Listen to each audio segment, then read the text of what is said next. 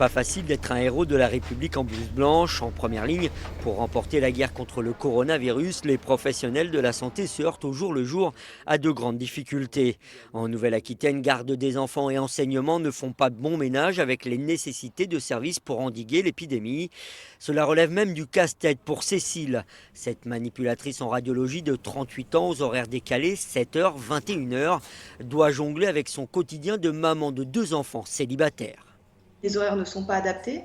8h30, 16h30 sans cantine, ça n'aide pas.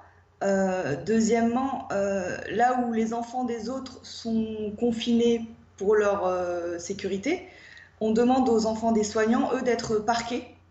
On a déjà plus de risques d'attraper ce virus en allant au travail et de le transmettre à nos enfants.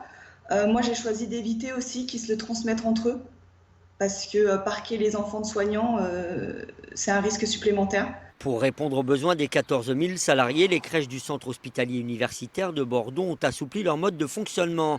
La prise en charge des petits au-delà de 3 ans est assurée désormais de 9h à 22h. Mais les choses se compliquent au niveau du collège et du lycée. À ce stade, les promesses d'accueil prioritaire des enfants de professionnels de la santé en groupe restreint de 8 à 10 élèves dans les établissements scolaires se heurtent, comme pour Cécile, à la réalité du quotidien des familles de soignants. On a 80% de notre population qui est féminine, qui se doit effectivement de gérer aussi son foyer, en plus de son service ici, et qui doit aussi faire la scolarité de ses enfants.